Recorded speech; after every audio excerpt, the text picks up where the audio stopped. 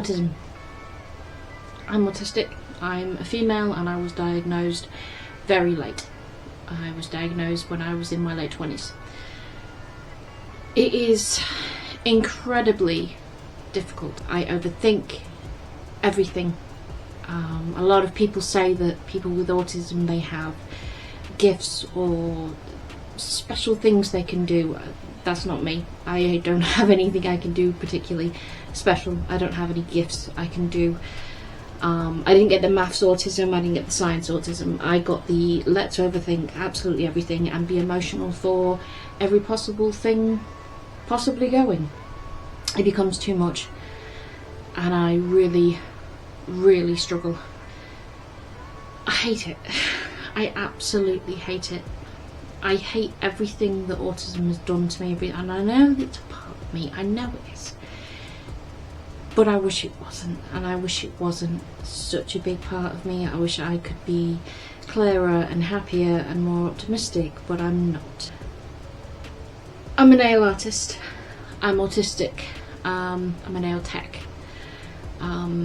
I do manicures and pedicures. I'm a mobile nail tech, so I go to people's houses, something I never thought I could do in my life. I go to their houses and I do their nails. In my house, which is my safe space, I have very little space to have my nails. I share this space with family. I have a budgie that usually lives behind me. He's been moved in the other room because he's loud. I have a washing machine behind me this side, and I have my dad's records over there. So sharing space, you probably can't hear my budgie anyway. Sharing space is something that I have to do, and it's something that I've learnt to use the space I have. Recently got a new nail desk, which I absolutely love. It is beautiful, and it's a lot more space than what I used to have. I used to have a little folding table, but this one is a lot more space. I can actually have everything out, which is lovely. Some of the sensory issues with nail techs, the smells. Nearly everything has smells. All the chemicals, all the gels, everything has a smell to it, and that can be really daunting at times. I absolutely love getting nail orders, sprays, different cuticle sprays, but they smell, and there's a strong smell, and that can really send me off. I have headaches, I get migraines.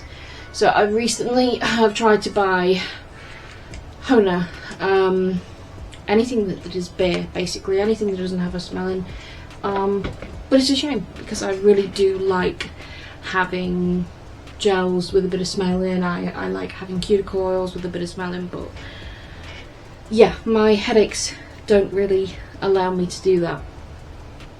And one of the other sensory issues is I like certain colours, I suppose, and certain colours help me in my brain. So my room upstairs is mostly light colours. It is pinks and light greens, anything that is pleasing to the eye, anything that is nice to look at.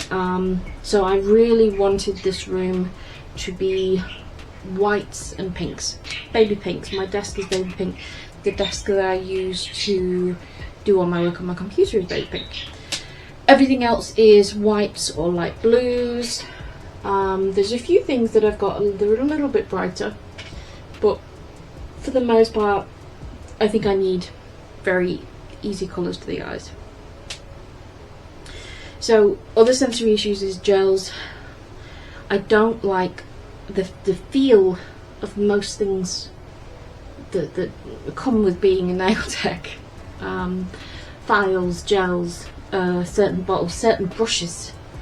I just don't like the feel of them. I don't. So that's a real struggle sometimes. I go for the softer brushes if I can. Little nail or knuckle dusters I absolutely love because they're so soft. And yeah, I try to sort of vet what comes in to my room and what doesn't. If there's something that has a texture and I have to have it, I have to use it because it's part of it. Files, it's just an old file I've been using for me. I don't like the texture of it, I really don't. But if it's something I have to have, which I have to have files, I try and keep them separate. I try and keep them out of the way, so I use them when I need to, and if I don't need to, they're out of the way.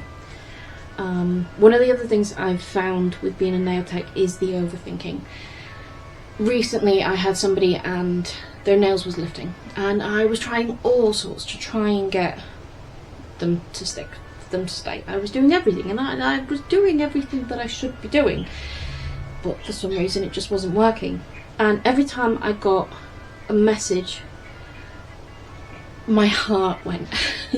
My heart went every single time I got a message, because I knew it would be, they've come off again, they're not working again, and I wanted so hard to get this person right. And one of my cousins is also a nail tech, and she said something to me today, and it was that in time and experience you will get thicker skin, you will get stronger, and it won't bother you as much. You'll understand that some people just need a little bit of trial and error before they can get something correct, and I think that that's going to have to be the way I go.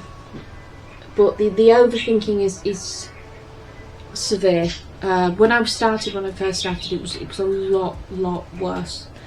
I would go through everything I did.